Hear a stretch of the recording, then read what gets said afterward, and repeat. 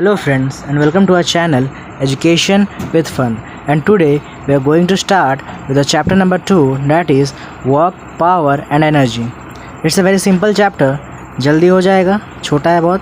तो चलिए बिना टाइम वेस्ट किए स्टार्ट करते हैं आपका chapter number 2 work, power and energy. ठीक है, तो पहले देखते हैं वर्क क्या होता है. ओके, वर्क का डेफिनेशन दे डायरेक्टली, बट आप ये जान लो कि scientifically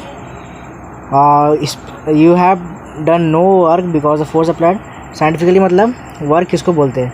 work is set to be done only when a force और its component cause a displacement in its own direction. मतलब आप जब कुछ भी चीज़ में फोर्स लगाओगे और वो चीज़ हिलेगा अपना डायरेक्शन से, तभी वर्क डन होता है. मतलब मैंने इसे फोर्स लगा, ये इसका डायरेक्शन थोड़ा चेंज हुआ, तो ये वर्क डन माना जाएगा. ठीक है, बट आप इसको पुश कर रहे बट इसका डायरेक्शन चेंज नहीं हो रहा है, ये हिल नहीं रहा, मतलब वर्क डन नहीं है. जैसे एग्जांपल देता हूँ, आप वॉल को पुश करो, पूरा ज़ोर से पुश करो. ठीक है, आप पूरा पसीना पसीना हो गया, थक गए, बट वो वॉल तो अपना जगह से हिला नहीं, तो वो वर्क डन नहीं है साइंटिफिकली. ठीक है, बट आपने तो अपना बहुत एनर्जी लॉस किया है, तो लेकिन तभी भी वो साइंटिफिकली वो वर्क डन नहीं माना जाएगा, क्योंकि वो अपनी जगह से मूव नहीं किया है. ठीक है, सिंपल डेफिनेशंस का लर्न कर लोगे. और फैक्टर्स क्या डिटरमाइन करता है? There must be a force acting on a body. Number 2, the force acting on a body must cause on displacement. Number 3, the displacement must be in direction of applied force and direction of result component of force. Therefore if any of the condition not satisfied, no work is done. Okay, तो condition क्या है? पहले तो body पे force act करना चाहिए. ठीक है, फिर जो फोर्स एक्ट कर रहा है वो बॉडी में कुछ ना कुछ मूवमेंट या डिस्प्लेसमेंट उसको कॉज करना चाहिए. या नंबर 3 क्या है? जो डिस्प्लेसमेंट होगा वो फोर्स के डायरेक्शन में होना चाहिए. मतलब मैंने फोर्स इस डायरेक्शन में लगाया है, तो बॉडी भी इस डायरेक्शन में मूव करेगा. ठीक है, तो ये 3 कंडीशन है वर्क के. ठीक है, सिंपल. तो वर्क क्या है? Work is set to be done only when a force और its component cause a displacement in its own direction. ठीक है, अब उसका ये फॉर्मूला क्या है वर्क का? F into S. एफ क्या होता है हमारा? फोर्स, और एस क्या है? डिस्प्लेसमेंट. तो डेराइव कैसे हुआ उसको लिख लेते हैं, तो बताता हूँ डेरिवेशन. वर्क का फोर्स, जो वर्क का जो फॉर्मूला उसका डेरिवेशन कैसे था? पहले तो एक बॉडी समझ लो. ठीक है, वो डिस्प्लेस होता है, उस पर फोर्स लगाया जाता है F से. ठीक है, फिर वो डिस्प्लेसमेंट उसका क्या है? S से. ठीक है, फिर और हम क्या पढ़े? वर्क डायरेक्टली प्रोपोर्शनल F के साथ, तो work directly proportional with F, और वर्क डिस्प्लेसमेंट से भी directly proportional. Work directly proportional with S, that is displacement also. दोनों का कंबाइन कर दें क्या हो जाएगा? W is equal to W is directly proportional with F into S. Okay, so W will be equal to F into S, that is force into displacement. ठीक है, तो ये हो जाएगा आपका डेरिवेशन. सिंपल होगा बिल्कुल, आप देख लीजिएगा बुक से अपने. तो W is equal to F into S, where F is force and S is the displacement. Okay, then thus mathematically work is defined as a product of force and displacement in the direction of force. ठीक है, so W is equal to F into S. It must be remembered that work is a scalar quantity. Work हमारा क्या है? एक scalar quantity है. ठीक, मतलब उसमें मैग्नीट्यूड भी है और डायरेक्शन भी है, इसलिए वो स्केलर क्वांटिटी है. फिर एक और फॉर्मूला दिया हुआ है, W is equal to F cos theta into S. इसको हम कहाँ यूज़ करेंगे? मतलब F cos theta is the component of force in the direction of displacement and S the displacement. मतलब जब बॉडी को हम डिस्प्लेस किए और वो सेम डायरेक्शन में नहीं हुआ, उसका कॉम्पोनेंट मतलब उसका अलग डायरेक्शन में गया, तो हम ये वाला फॉर्मूला यूज़ करेंगे. W is equal to F cos theta into S. cos theta मतलब वो जितना डिग्री बनाएगा उस डिग्री के हिसाब से हमको निकालना पड़ेगा. ठीक है, तो वो 3 तरह के केस होंगे इसमें. पहला case when there displacement is in the direction of applied force. ठीक है, पहला केस जब हम फोर्स अप्लाई किया तो डिस्प्लेसमेंट सेम डायरेक्शन हुआ. इस डायरेक्शन में अप्लाई किया मैंने फोर्स और डिस्प्लेसमेंट ये डायरेक्शन हुआ, तो ये फर्स्ट केस. इसमें हमारा डिग्री क्या बनेगा? 0 डिग्री बनेगा. ठीक है, तो cos थीटा 0 डिग्री. तो cos 0 डिग्री में वैल्यू क्या हुआ? cos 0 डिग्री का वैल्यू होता है 1. So W is equal to F cos theta into s. So cos 0 degree का वैल्यू क्या है? 1, तो W is equal to F into s. Simple. So W will be F into s. फिर such a work done is called positive work. Okay, when the body will move in the direction of applied force, then the work is said to be a positive work. Example ले लो एक तो आप, जैसे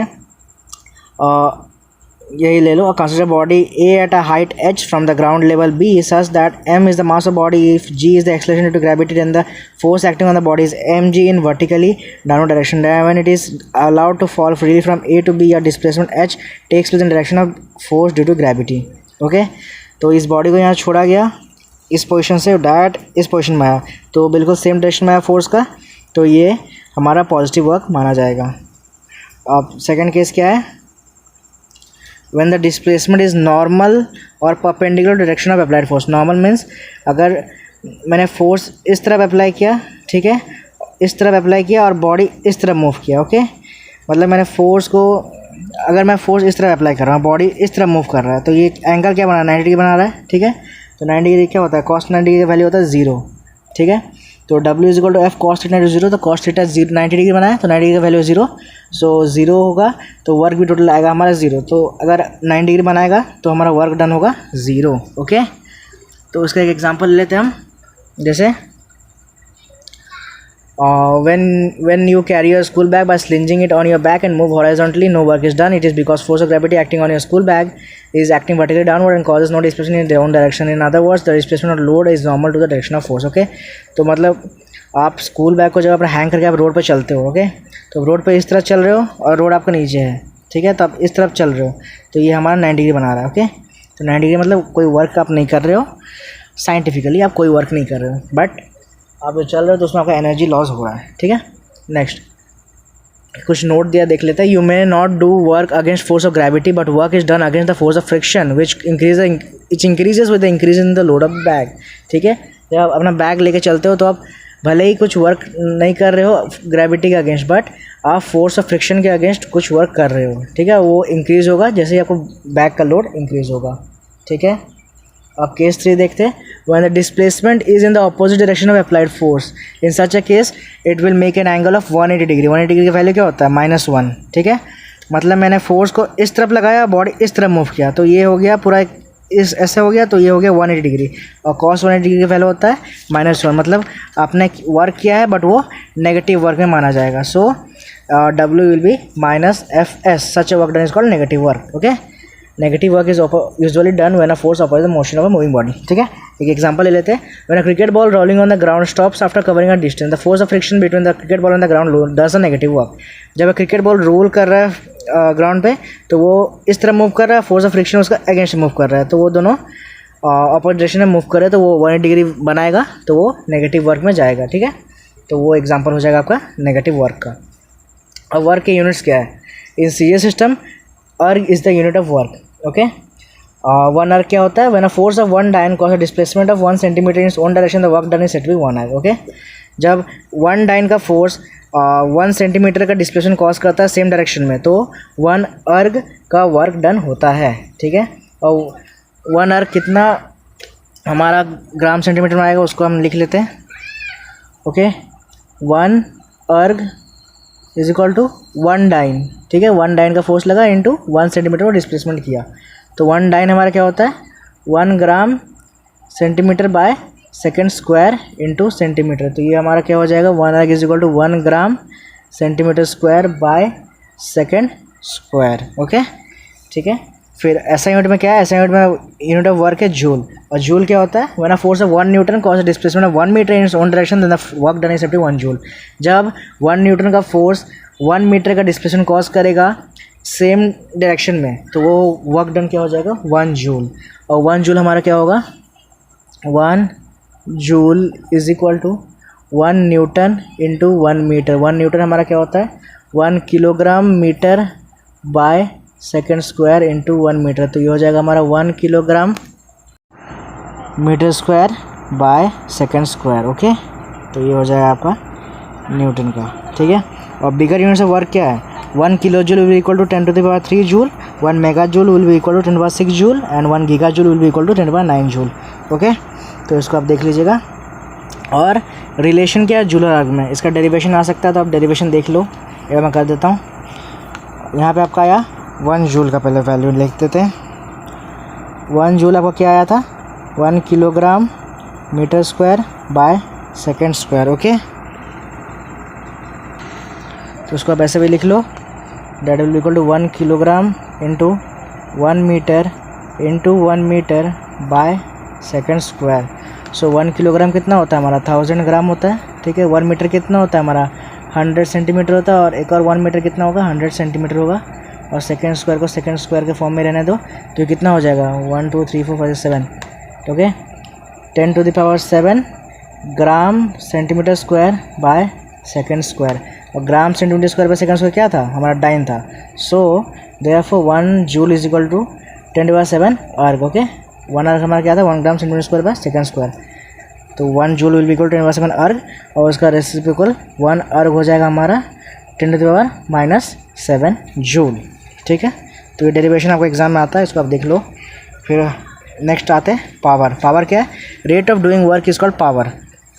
okay, so एक body कितने देर में एक work को कंप्लीट करेगा, वो उस बॉडी का पावर होगा। ठीक है, सो W is the work done in time t in seconds such that P is the power, then power is equal to rate of doing work, power is equal to work by time, so P is equal to W by T, where P is directly proportional with T means time. Okay, so power produced by a body or a machine depends on the following factors. What are the factors? Power produced by a body or a machine is directly proportional to the work done on it. Number 2, power produced by a body or a machine is inversely proportional to time, that is lesser the time more is power. Okay, तो जितना less time में एक body एक work को complete करेगा तो उसका power उतना ही ज़्यादा होगा। ठीक है, मतलब एक बॉडी एक वर्क को 5 मिनट्स में कंप्लीट कर रहा है और एक बॉडी एक वही सेम वर्क को 2.5 मिनट्स में कंप्लीट कर रहा है, तो किसका पावर ज़्यादा है, सेकंड बॉडी का, जो सेम वर्क को 2.5 मिनट्स में कंप्लीट किया। ओके, तो ऐसे ही power is inversely proportional with time. Next we will see what is the formula. If simply we can write mathematically W is equal to force and displacement, where W is equal to F into S, substituting the value with W यहाँ पे P is equal to W by T था, तो W के जगह अगर F into S डाल देंगे जो उसका फॉर्मूला था W का, तो ये हो जाएगा हमारा W P is equal to F into S by T। तो S by T हमारा क्या होता है, वेलोसिटी होता है। ठीक है, तो P हो जाएगा हमारा F into V। ओके, तो यहाँ पर दो फॉर्मूला हमारे को दिया गया है, एक तो P is equal to W by T, एक तो P is equal to F into V। तो आपको जो न्यूमेरिकल में दिया जाएगा उस हिसाब से क्वेश्चन पढ़ के आप वो फॉर्मूला यूज़ करिएगा। ठीक है, so power can also be defined as the product of force and velocity. Okay, power can also be defined as the product of force and velocity, मतलब पावर फोर्स और velocity का product भी होता है। ठीक है, यूनिट्स पावर की units क्या है, in CGS system the absolute unit of power is erg by second when a body does a work of 1 erg in 1 second, when the power of a body is said to be 1 erg by second.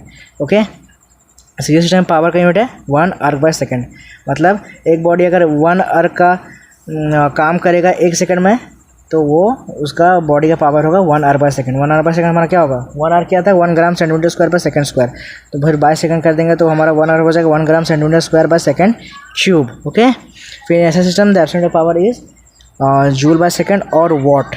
Okay, watt तो आप जानते हो। ठीक है, फिर when a body does work of 1 joule in 1 second अपन then power of the body set to be 1 joule by second और 1 what, मतलब एक बॉडी अगर 1 जूल का वर्क करेगी 1 सेकंड में तो बॉडी का पावर कितना है, 1 जूल बाय सेकंड और 1 वॉट सिंपली। ठीक है, हमारा 1 जूल क्या था, 1 kilogram metre square by second square, फिर 1 जूल बाय सेकंड हो जाएगा हमारा 1 kilogram metre square by second cube. ठीक है, बिगर यूनिट से पावर क्या है, 1 किलोवाट हमारा होता है 10⁻3 वॉट, 1 मेगावाट होता है हमारा 10⁻6 वॉट, 1 गीगावाट होता है 10⁻9 वॉट, 1 हॉर्स पावर होता है हमारा 746 वॉट, जिसको हम अप्रॉक्सीमेटली 750 वॉट भी लेते हैं। ठीक है, और पावर और वर्क का डिफरेंस क्या है, वर्क क्या है, work is set to be done only when a force is common cord distribution in one direction, power rate of doing work by body is called power. Okay, work कब होता है, जब एक force body को displace करता है in same direction.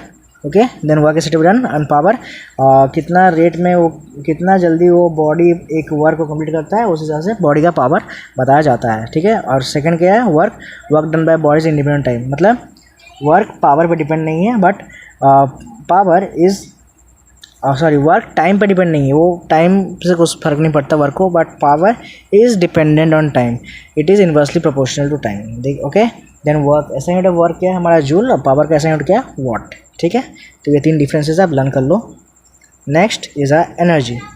Energy क्या है, the capacity of a body to do work is called energy, मतलब एक बॉडी कितना काम कर सकता है वो उसका एनर्जी है। ठीक है, मतलब the capacity of body to do work is called energy simply. Some units of energy are heat energy, calorie क्या है, the amount of heat energy required to raise the temperature 1 gram of water through 1 degree Celsius called 1 calorie. Okay, कितना heat energy हमको चाहिए 1 gram of water को 1 degree Celsius का temperature rise करने के लिए, वो हमारा 1 कैलोरी होता है। ठीक है। फिर 1 किलो कैलोरी क्या है, वही the amount of heat energy required to raise the temperature 1 kilogram water through 1 degree Celsius for 1 kilo calorie. मतलब हमको कितना अमाउंट ऑफ हीट चाहिए 1 किलोग्राम ऑफ वाटर का टेम्परेचर राइज करने के लिए 1 डिग्री सेल्सियस से, वो हमारा 1 किलो कैलोरी होगा। ठीक है, 1 कैलोरी कितना होता है 4.2 जूल होता है, 1 किलो कैलोरी कितना होता है 4200 जूल होता है। ठीक है, इस यूनिट्स का लर्न कर लो। Next units of electrical energy. Electrical energy क्या है, the electrical energy is measured in watt hours and kilowatt hours. ठीक है, ये तो आपको पता ही होगा। वाट आवर क्या होता है, when electric power of 1 watt is used by conductor for 1 hour then the electrical energy is consumed by conductor is for 1 hour. Okay, जब एक कोई भी इलेक्ट्रिसिटी चलता है वो 1 वाट का पावर कंज्यूम करता है 1 घंटा के लिए। ठीक है, तो उसका पावर एनर्जी कंज्यूम करने का पावर कितना हुआ 1 वाट आवर का। फिर 1 वाट आवर कितना होता है हमारा 3.6 किलो जूल होता है। 1 watt hour is equal to 3.6 kilo joule. फिर वो किलो वाट आवर क्या है, when electric power of 1 kilo watt is used by conductor for 1 hour then electrical energy which is consumed by conductor is called 1 kilo watt hour. ठीक है, तो एक conductor जो 1 kilo वाट का पावर कंज्यूम करता है 1 घंटे में, तो उसका एनर्जी कितना है 1 किलो वाट आवर का। तो 1 किलो वाट आवर कितना होता है हमारा 3.6 मेगा जूल होता है। ठीक है, 1 kilo watt hour is equal to 3.6 mega joule. इसका डेरिवेशन सब है, आप देख लीजिएगा, डेरिवेशन पूछा जा सकता है एग्जाम में। नेक्स्ट आपका units of energy for moving electrons in electric field. Electron volt देखो डैट, इलेक्ट्रॉन वोल्ट क्या होता है, electron volt is defined as the electric work done when electron moves through an electric field at a potential difference of 1 volt. Okay, electron volt क्या होता है, जब एक electron एक सर्किट में मूव करता है पोटेंशियल एक पोटेंशियल डिफरेंस 1 वोल्ट का पोटेंशियल डिफरेंस में एक इलेक्ट्रॉन जब एक इलेक्ट्रिक फील्ड में मूव करता है, तो वो जो एनर्जी क्रिएट होता है उसको हम क्या बोलते हैं, इलेक्ट्रॉन वोल्ट। ठीक है, इलेक्ट्रॉन वोल्ट कितना होता है उसका चार्ज 1.6 × 10⁻19 जूल होता है। 1 electron volt is equal to 1.6 × 10⁻19 joules. Okay, इसको अब लर्न कर लीजिएगा। फिर डिफरेंस क्या है, पावर एनर्जी है। पावर क्या है, it is amount of energy produce consume. Okay, 1 second, मतलब कितना काम हम कर सकते हैं कुछ अमाउंट ऑफ टाइम में, वो हमारा पावर एनर्जी क्या है, कितना काम हम कर सकते हैं, पूरा कैपेसिटी कितना एक बॉडी का काम करने का, वो है हमारा एनर्जी। पावर क्या है, power consumed is dependent on time, मतलब पावर हमारा टाइम पे डिपेंड है, वो उससे इनवर्सली प्रोपोर्शनल है। But energy is not dependent on time, it is independent to time. Okay, then SI unit power is watt and SI unit of energy is joule. Simple, this 3 differences you learn it. Okay, फिर next we will see kinds of energy. तो हमारे पास बहुत सारे kind के energy होते हैं, बहुत सारे टाइप्स के एनर्जी होते हैं। ठीक है, तो पहला हम देखते हैं, जिसको हम मेनली 2 कैटेगरी में डिवाइड करें, पोटेंशियल और काइनेटिक।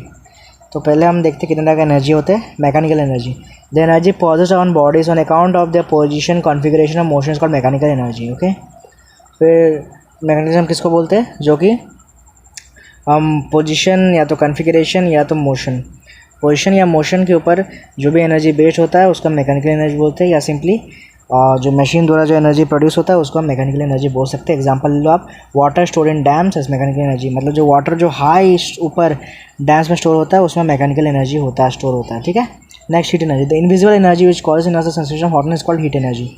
ठीक है, हीट एनर्जी सिंपली क्या है, जिसको कोई भी चीज़ जो हमारे अंदर छूने से गर्माहट का सेंसेशन हमको महसूस हो, वो हीट एनर्जी होता है।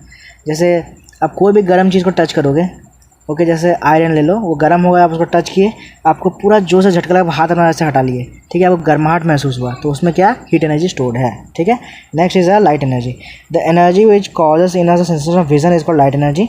Any object when heated beyond 15 degree Celsius emits light energy, natural light energy comes from the sun and the stars. Okay, फिर एनी ऑब्जेक्ट, कोई भी ऑब्जेक्ट जिसे हमारा जो हमको देखने में मदद कर रहा है, ओके, जो हमारे विज़न को इम्प्रूव कर रहा है, वो लाइट एनर्जी का सोर्स है। और सिंपली अगर कोई भी ऑब्जेक्ट हम अगर 15 डिग्री सेल्सियस से अबव हीट करेंगे तो वो भी लाइट एनर्जी एमिट करता है। But naturally light energy we get from the suns and the stars. Okay, next is a sound energy, the mechanical energy which produces sensation of hearing is called sound energy.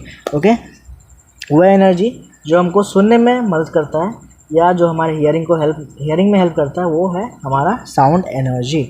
Okay, मतलब जो कि हमारा mainly हमारा musical instruments है, वो इसके examples होंगे। Magnetic energy क्या है, the energy possessed by permanent magnets electromagnets called magnetic energy. Okay, फिर द एनर्जी जो हम लोग को मैग्नेट से मिलता है, ठीक है, मैग्नेट, इलेक्ट्रोमैग्नेट हो जाए, परमानेंट मैग्नेट, उन लोग से जो एनर्जी मिल रहा है वो हमारा है मैग्नेटिक एनर्जी। मैग्नेटिक एनर्जी कहाँ है नॉर्मली यूज़ होता है, और जो हमारा बेल्स वगैरह होते हैं, इलेक्ट्रिक बेल्स, रिलेस, मोटर्स, जनरेटर्स, वो सब में हमारा मैग्नेटिक एनर्जी यूज़ होता है। इलेक्ट्रिकल एनर्जी क्या है, फिर the energy possessed by flowing electrons electric conductors called electrical energy. Okay, तो जो कंडक्टर में या वायर्स में जो सब इलेक्ट्रॉन्स फ्लो होते हैं उनसे जो एनर्जी बनता है वो हमारा क्या है, इलेक्ट्रिकल एनर्जी। इलेक्ट्रिकल एनर्जी हमें देखने कहाँ मिलता है, और सब जगह जो बल्ब जल रहा है, हीटर है, light, electric bulbs, heaters, ovens, normally सब में हमारा heat energy, electrical energy use होता है। केमिकल एनर्जी क्या है, the energy possessed by the atoms of elements और मॉलिक्यूल्स और compounds such that it is release when a chemical reaction takes place called mechanical energy. Okay, जो भी chemical reaction होकर जो एनर्जी बनता है उसको हम केमिकल एनर्जी बोलेंगे सिंपली। हाँ, वो हमको जो देखने को मिलेगा आपका फ्यूल्स वगैरह जो यूज़ होता है वो सब में केमिकल एनर्जी आपको देखने को मिलेगा। फिर न्यूक्लियर एनर्जी क्या है, the energy release in the form of heat during the fission और fusion of nuclear fuels is called nuclear energy. In nuclear fusion और fission the nuclear mass is converted into energy which given by the expression is equal to mc²। Okay, फिर जो दो atoms के टकराने में जो भी हीट एनर्जी प्रोडक्ट निकलता है वो हमारा क्या है, न्यूक्लियर एनर्जी है। ठीक है, एटम के टकरा फ्यूज़ होने में या दोनों के अलग होने में जो भी एनर्जी हमारा निकलेगा वो हमारा न्यूक्लियर एनर्जी होता है। उसका फॉर्मूला क्या है, E is equal to mc²। Okay, वहाँ जहाँ पे m हमारा मास है, E एनर्जी रिलीज है, और c हमारा क्या है, वेलोसिटी ऑफ लाइट। ओके, ठीक है। Next we will see about kinetic energy. When a body does work by virtue of its motion it is said to have kinetic energy. Okay, जब कोई body के ऊपर जब मोशन यानी कुछ force लगाया जाएगा, ओके, और वो बॉडी मोशन में चल जाएगा, ठीक है, तो वो क्या होगा, वो बॉडी काइनेटिक एनर्जी में, मतलब उस पर काइनेटिक एनर्जी एक्ट किया है इसमें बोला जाएगा। ठीक है, एग्जांपल क्या है, जैसे एक फास्ट मूविंग इलेक्ट्रॉन, एक running water, blowing wind, speeding car और शूटिंग एरो, ये सब हमारे क्या है, काइनेटिक एनर्जी में है। ठीक है, फिर फॉर्म्स ऑफ काइनेटिक एनर्जी क्या है, तीन तरह के काइनेटिक एनर्जी, एक ट्रांसलेशनल काइनेटिक एनर्जी, ओके, एक रोटेशनल काइनेटिक एनर्जी और एक वाइब्रेशनल काइनेटिक एनर्जी। ट्रांसलेशनल क्या है, translational kinetic energy, the motion of body along a straight line path is called translational motion and kinetic energy produced by due to this motion is called translational kinetic energy। Okay, जब एक body एक straight line में चल रहा है, ठीक है, जब उस पर फोर्स लगाया गया और एक स्ट्रेट लाइन में चल रहा है, और जो भी मोशन उसकी वजह से वो जो बॉडी में है उसको हम क्या बोलेंगे, ट्रांसलेशनल काइनेटिक एनर्जी। ठीक है, तो बॉडी क्या है, काइनेटिक एनर्जी में है और स्ट्रेट लाइन में चल रहा है तो वो ट्रांसलेशनल काइनेटिक एनर्जी में बॉडी है। Example, train moving on a rail track, okay, a freely falling stone. ठीक है, फिर रोटेशनल काइनेटिक एनर्जी क्या है, when a body rotates about a fixed axis the motion of body is called rotation motion and the kinetic energy positive due to this motion is called rotational kinetic energy. ठीक है, जब body एक कोई भी axis से rotate कर रहा है, ठीक है, उसके वजह से जो मोशन क्रिएट हो रहा है उसको हम क्या बोलेंगे, rotational kinetic energy. Okay, example like spinning wheel, spinning top, moving ceiling fan, etcetera etcetera. ठीक है, फिर when a running vehicle and rolling ball pause both translational kinetic energy simultaneously है। ये दो ठो को आप लर्न कर लो, एक व्हीकल का व्हील और एक बॉल, जब दोनों मोशन में होते हैं तो रोटेशनल और ट्रांसलेशन दोनों एनर्जी पॉजेस करते हैं। क्यों, जब एक बॉल रोल कर रहा है तो गोल गोल अगर रोल कर रहा है तो रोटेशनल एनर्जी हुआ, और सीधा चल रहा है तो ट्रांसलेशन भी हुआ। ठीक है, तो वो दोनों एनर्जी पॉजेस कर रहा है। थर्ड क्या है, vibrational kinetic energy, when a body vibrates about its mean position the motion of body is called vibrational motion and kinetic energy positive to this motion is called vibrational kinetic energy. ठीक है, जब body vibrate कर रहा है ऐसे ऐसे तो उसमें क्या है, वाइब्रेशनल मोशन है। ठीक है, और उसकी वजह से जो मोशन क्रिएट हो रहा है तो वो बन जा रहा है vibrational kinetic energy. Okay, example ले लो, all musical instruments such as guitar, sitar, drum etcetera etcetera. फिर मैथमेटिकल एक्सप्रेशन हमारा काइनेटिक एनर्जी का क्या होगा, कैसे हमारा काइनेटिक एनर्जी का फॉर्मूला डेरिवेशन हुआ है, चलो देखते हैं। पहले एक बॉडी ले लो जिसका मास है हमारा m। ओके, मास हो गया हमारा m। ओके, उसका इनिशियल वेलोसिटी हमारा क्या है, इनिशियल वेलोसिटी हमारा स्मॉल v। फिर रिटार्डिंग फोर्स हमारा क्या एक्ट किया है, रिटार्डिंग फोर्स हमारा एक्ट किया है कैपिटल F, और एंड ब्रिंग उसको डिस्टेंस, कितना डिस्टेंस उसने कवर किया, डिस्टेंस कवर किया उसने कैपिटल S। ठीक है, तो हमारा इनिशियल वेलोसिटी हमारा v है, फाइनल वेलोसिटी क्या है, बॉडी रेस्ट में आ गया तो फाइनल वेलोसिटी हो जाएगा हमारा 0। ओके, तो इसमें हम क्या अप्लाई कर सकते हैं, क्लास 9 में पढ़े थे, v² minus u² is equal to 2as, where v² is final velocity that is 0 का square, u is initial velocity v का square, 2 into a into s हमारा डिस्टेंस था, तो ये हो जाएगा minus v² is equal to 2as। Okay, तो यहाँ पे हमारा ए हो जाएगा -v²/2s, ठीक है। और रिटार्डेशन हमारा क्या होता है, retardation is equal to minus of a, तो ए का माइनस क्या हो जाएगा हमारा, ए था हमारा -v²/2s, उसका माइनस क्या हो जाएगा v²/2s, ठीक है। फिर रिटार्डिंग फोर्स पे एक्ट क्या किया, रिटार्डिंग फोर्स उस पर एक्ट किया हमारा मास इनटू रिटार्डेशन जो होता है वो हमारा रिटार्डिंग फोर्स हो गया। मास क्या है बॉडी का, m है, और रिटार्डेशन क्या था v²/2s, तो ये हो जाएगा हमारा mv²/2s, okay. Then work done in stopping the body, total work कितना डन हुआ स्टॉप करने बॉडी को, जो रिटार्डिंग फोर्स एक्ट किया इनटू डिस्टेंस, तो वो क्या था हमारा mv²/2s इंटू डिस्टेंस था s, ओके। ओके, तो ये हो जाएगा हमारा s cancel, so it will equal to mv²/2, but जो वर्क डन हुआ बॉडी को रोकने में वही क्या है हमारा काइनेटिक एनर्जी, तो काइनेटिक एनर्जी का फॉर्मूला क्या हो गया, k is equal to half mv², ठीक है। ये हो गया हमारा काइनेटिक एनर्जी का formula, k is equal to half mv², और डेरिवेशन आप देख लो, डेरिवेशन पूछ रहा था एग्जाम में, ठीक है। फिर काइनेटिक एनर्जी मोमेंटम का क्या रिलेशन है, पहले मोमेंटम क्या है, momentum is defined as a product of velocity and mass, it is a vector quantity, its SI unit is kilogram metre per second, ठीक है। Momentum is a product of mass and velocity, और vector quantity क्योंकि उसमें से magnitude direction नहीं है, उसका SI unit है किलोग्राम मीटर पर सेकेंड, ठीक है। फिर मोमेंटम का सिंबल हमारा क्या होता है, P होता है, P small p is equal to mv, mass into velocity, ठीक है। और इससे और काइनेटिक एनर्जी का रिलेशन क्या, आइए देखते हैं। पहले तो के ई के हमारा काइनेटिक एनर्जी कितना निकला, हाफ mv², ओके। उसको मल्टीप्लाई कर दो 1/2 और m इंटू m²v², ओके। ये कहाँ से आया, ये जो p है उससे आया, ठीक है। तो ये हो जाएगा 1/2m इंटू mv का होल स्क्वायर, तो mv की जगह हम क्या लिख सकते हैं, आपका p लिख सकते हैं, 1/2m इंटू p का square, okay. So K E will be equal to p का स्क्वायर बाय 2m, जिसको हम लिख सकते हैं p² is equal to 2m K ई, और p is equal to √2m K ई, ठीक है। सो रिलेशन क्या है हमारा मोमेंटम और काइनेटिक एनर्जी में, p K E kinetic energy is equal to p²/2m, और काइनेटिक और momentum is equal to p is equal to √2m K ई, ठीक है, सिंपल। अब नेक्स्ट देखते हैं आपको क्या दिया है, नेक्स्ट आएगा पोटेंशियल एनर्जी। पोटेंशियल एनर्जी हमारा क्या है, फिर body does work by virtue of its position और configuration it is said to have potential energy, okay. जब एक बॉडी वर्क डन कर रहा है उसके पोजीशन की वजह से या तो उसके कॉन्फ़िगरेशन की वजह से, कॉन्फ़िगरेशन मतलब जो उसको कोई भी बॉडी को खींचा जाता है, उसके बाद जब छोड़ते हैं जो एनर्जी होता है उसको हम कॉन्फ़िगरेशन बोलेंगे, तो उस वजह से अगर कोई एनर्जी बॉडी में एनर्जी है तो वो क्या है, पोटेंशियल एनर्जी है, ठीक है। एग्जाम्पल ले लो, जब स्ट्रेच बो एंड एरो, जब या cocked up air spring of an air gun, stretch catapult, water stored high in the dams, this are the examples of potential energy. कितना टाइप का potential energy है हमारे, 2 types के, okay. पहला gravitational potential है, दूसरा इलास्टिक पोटेंशियल एनर्जी। ग्रेविटेशनल क्या है, the potential energy points by body due to its position is called gravitational potential energy. The force of gravity is responsible for this kind of potential energy. As the distance of the body from the surface of the earth increases, the force of gravity decrease and thus gravitational potential energy increase. It is 0 from the body is at infinity by the force of gravity and body 0, ठीक है। तो gravitational potential energy क्या है, it is dependent on the position, ठीक है। यहाँ पे position पर डिपेंड है, और फोर्स ऑफ ग्रेविटी इसके लिए रिस्पॉन्सिबल है, ये पोटेंशियल एनर्जी की, gravitational potential force of gravity हमारा रिस्पॉन्सिबल है।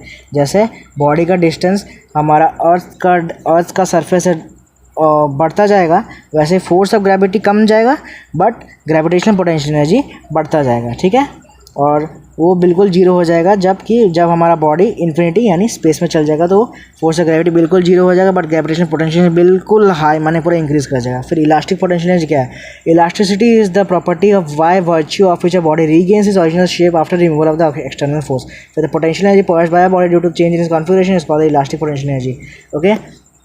पहले इलास्टिसिटी क्या होता है, जब भी कोई बॉडी को खींचा जाएगा और उसके बाद और जो वो अपना ओरिजिनल शेप वापस आ जाएगा, तो वो हो गया बॉडी का इलास्टिसिटी। फिर जो एनर्जी पॉइंट्स होता है इलास्टिसिटी की वजह से, तो वो हमारा क्या है, चेंज इन कॉन्फिगरेशन की वजह से, तो वो हमारा है इलास्टिक पोटेंशियल एनर्जी। एग्जांपल हो जाएगा हमारा स्ट्रेच बो एंड एरो, उसको हम खींचेंगे तब उसमें बो शूट होता है, तो वो खींचने से आया तो वो इलास्टिक पोटेंशियल एनर्जी का एग्जांपल हो गया। या cocked up spring of an air gun, या स्ट्रेच कैटापुल्ट, ऐसा हमारा एग्जांपल ले सकते हो। फिर पोटेंशियल एनर्जी का हमारा फॉर्मूला क्या है, सिंपल है, एक एग्जांपल ले लो।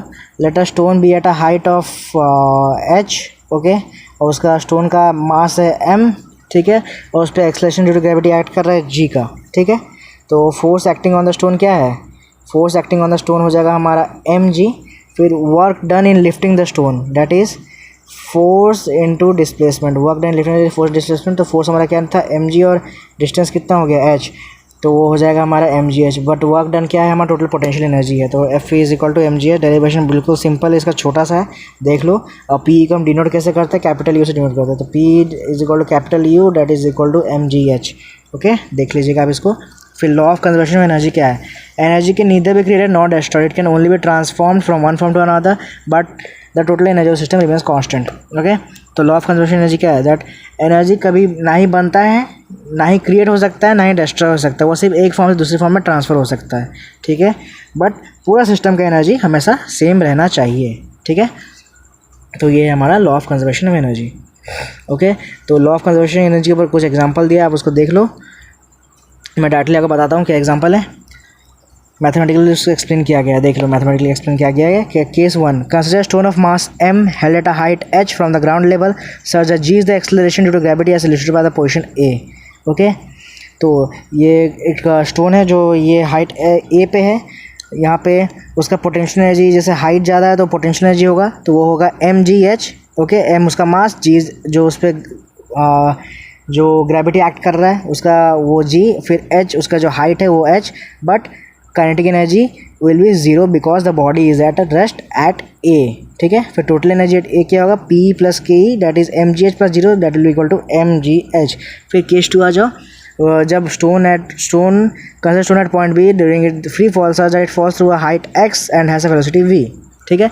जो B पे वहाँ से छोड़ा गया और B पे आया तो उसका पोटेंशियल एनर्जी क्या हो गया, mg whole into h minus x, क्योंकि ये जो डिस्टेंस है इसको ये x माना गया है, ठीक है। तो h टोटल डिस्टेंस h था माइनस इससे x हुआ, तो ये हो गया हाइट हो गया h माइनस एक्स, तो P will be equal to mg h minus x. K क्या हो गया mgx, क्योंकि mg क्या है, बॉडी का मास और जो उस पर ग्रेविटी एक्ट कर रहा है, x क्या है, वो जो वेलोसिटी से आया यहाँ नीचे, तो ये x है, ठीक है।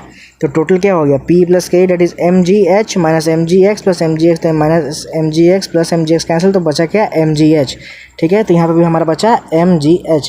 फिर केस 3 देख लो, consider stone at point C during is free fall reaches the surface of the earth let's be v is velocity, okay.